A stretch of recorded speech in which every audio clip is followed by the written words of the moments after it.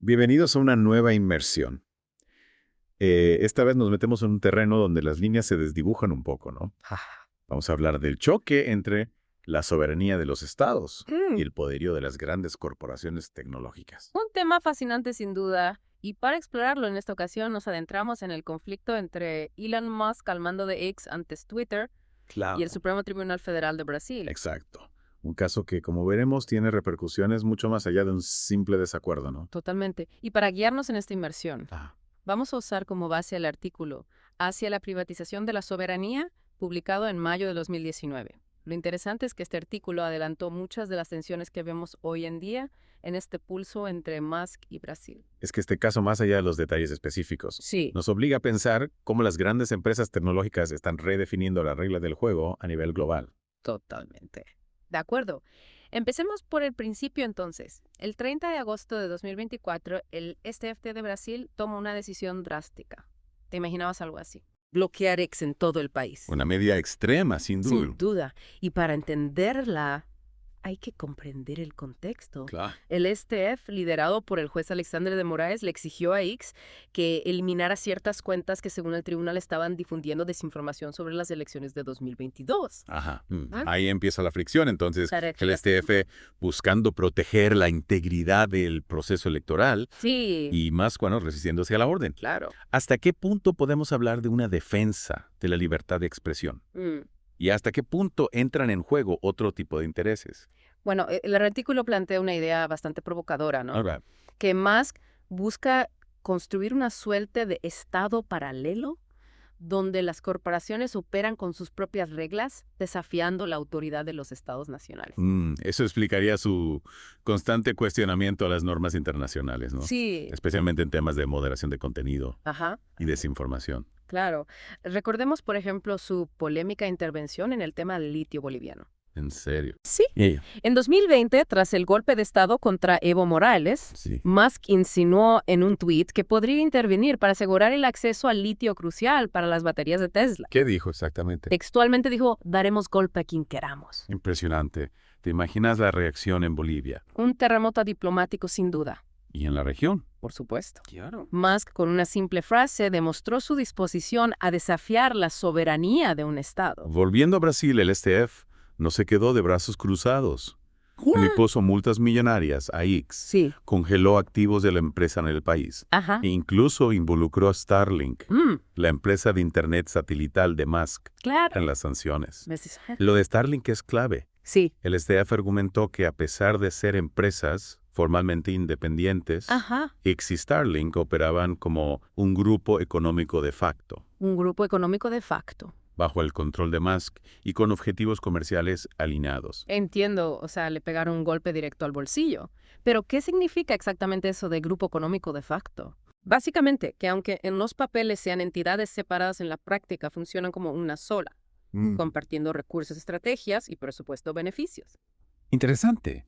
Además de las sanciones económicas, la Agencia Nacional de Telecomunicaciones, ANATT, bloqueó el acceso a las redes y servicios que X utilizaba en Brasil. Claro. Una estrategia coordinada para hacer cumplir la ley. Sin duda, el STF, con el apoyo de Anatel, dejó en claro que el Estado brasileño aún tiene herramientas para hacer valer su soberanía, incluso frente a un gigante tecnológico como X. Pero Musk, fiel a su estilo, no se rindió tan fácilmente. No. Recurrió a servidores proxy a Cloudflare, Ah, a cualquier tecnología que le permitiera evadir el bloqueo. un verdadero juego del gato y el ratón digital.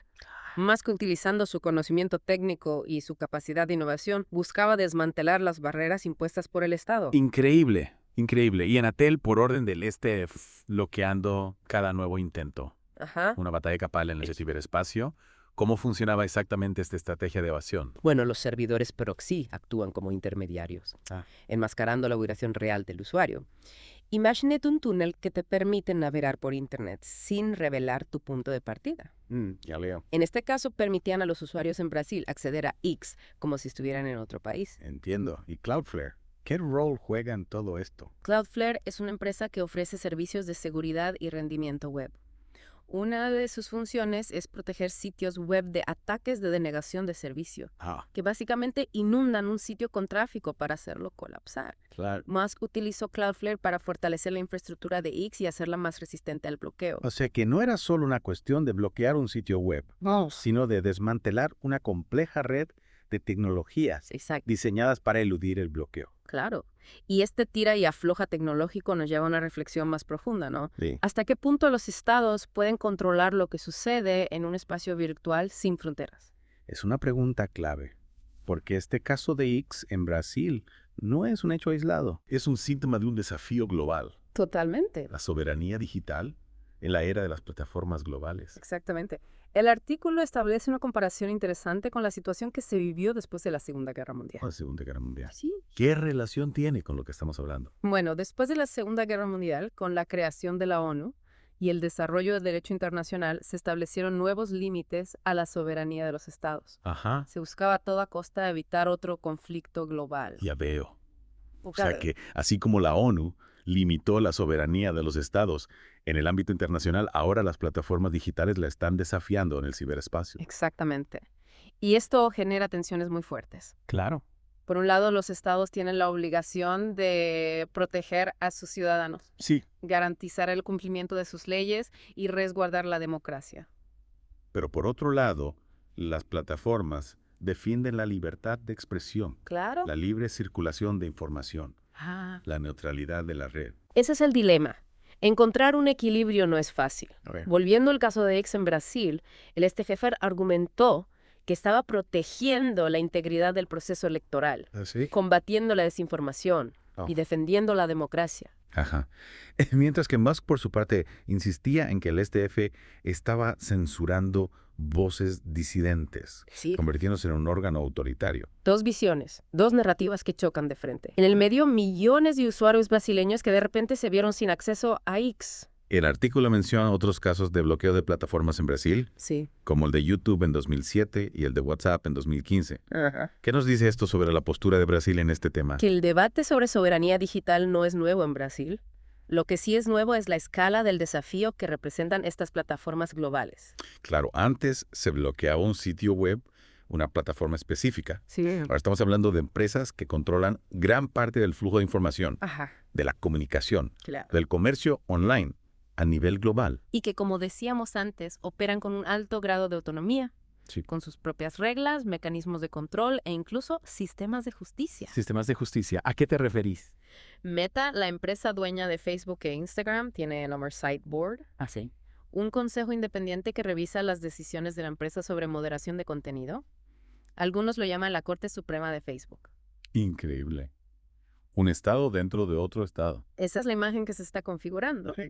Y esto nos lleva a una pregunta fundamental. ¿Quién regula a los reguladores? ¿Cómo nos aseguramos de que estas plataformas respeten los derechos humanos, las leyes nacionales, los principios democráticos? Preguntas difíciles, sin respuestas fáciles. Y lo que el caso de X en Brasil nos muestra es que la batalla por la soberanía digital recién comienza. Totalmente. No se trata solo de Brasil, sino de un desafío que enfrentan todos los países del mundo. Exacto. Un desafío que nos interpela a todos como ciudadanos, como usuarios de estas plataformas, como parte de una sociedad global cada vez más interconectada, pero también más fragmentada. Volviendo al caso de X en Brasil, habíamos quedado en que Musk, a través de servidores proxy y Cloudflare, intentaba eludir el bloqueo del STF, Ajá. mientras que Anatel bloqueaba cada nuevo intento. Sí, una verdadera batalla en el ciberespacio. Pero mientras se libraba esta batalla técnica, también se desarrollaba una batalla política y mediática. Más que se presentaba como un mártir de la libertad de expresión, un defensor de la libre empresa frente a un Estado autoritario. El por su parte, argumentaba que estaba protegiendo la democracia brasileña de la manipulación extranjera. Dos narrativas, dos visiones del mundo que se enfrentaban. Exacto. Y cada una con sus seguidores, sus defensores, sus detractores. ¿Cómo impactó esto en la opinión pública brasileña? La opinión pública brasileña, ya de por sí polarizada, se dividió aún más. Claro. Algunos sectores apoyaban al STF, Sí. mientras que otros apoyaban a Musk. Ya veo. El artículo destaca que Musk, con su estrategia de confrontación, buscaba explotar esa polarización, esa división en la sociedad brasileña. Es decir, Musk estaba jugando con fuego. Se estaba metiendo en un terreno muy sensible, Sí. la política interna de Brasil. Exactamente. Ah, Y lo hacía con un objetivo claro, debilitar al STF, presentarlo como un enemigo de la libertad, un obstáculo para el progreso. Una estrategia arriesgada, pero que al menos en parte le funcionó. Logró generar ruido, confusión, desconfianza hacia las instituciones. Y lo que es más preocupante, logró instalar la idea de que el STF, al bloquear X, estaba censurando voces disidentes, Ajá. estaba intentando contra la libertad de expresión. O sea que Musk, con su discurso libertario, logró capitalizar el descontento de ciertos sectores de la sociedad brasileña hacia el STF. Así es. Y esto nos lleva a una pregunta fundamental. ¿Por qué Musk eligió Brasil como escenario para esta batalla? Claro. ¿Por qué no hizo lo mismo en India, en Turquía, en otros países donde también tuvo problemas con las autoridades? Es la pregunta del millón, ¿no? ¿Por qué Brasil y en otro país? Bueno, el artículo sugiere que Musk vio en Brasil un terreno fértil para su estrategia de confrontación. Un país con un clima político polarizado, con una sociedad dividida, con un gobierno de derecha que veía con recelo el poder del STF. O sea, aprovechó la coyuntura política brasileña para sus propios fines. Esa es la interpretación que hace el artículo. Y tiene sentido. Claro. Musk, al desafiar al STF, se estaba alineando con los sectores que buscaban debilitar al Poder Judicial, que lo veían como un obstáculo para sus propios intereses. Y al presentarse como un defensor de la libertad de expresión, como un paladín de la libre empresa, lograba conectar con un sector de la población que se sentía descontento con el establishment, ¿no? Claro. Con las instituciones tradicionales. Exacto. Musk se convirtió en una especie de bandera para la derecha brasileña, Mm. para los que veían en el STF un enemigo, un símbolo del progresismo de la izquierda. Pero si pensamos un poco, Musk no es precisamente un defensor acérrimo de la libertad de expresión, ¿no? Claro. Recordemos lo que hizo en India y Turquía, donde no dudó en censurar contenido crítico con los gobiernos de turno para no perder esos mercados. Tienes razón. Su postura respecto a la libertad de expresión parece ser bastante flexible, bastante pragmática. Diría que se adapta a sus intereses comerciales y políticos del momento. O sea que en Brasil le convenía jugar el papel de defensor de la libertad de expresión, Ajá. mientras que en India y Turquía le convenía ser más obediente con los gobiernos. Esa es la conclusión a la que llega el artículo. Y es una conclusión bastante preocupante porque nos muestra que la libertad de expresión, un derecho fundamental, puede ser manipulada, utilizada como una herramienta para obtener beneficios económicos o políticos. Volviendo al tema central, ¿cómo podemos garantizar la soberanía de los estados en un mundo donde las grandes corporaciones tecnológicas tienen tanto poder? Es un desafío enorme.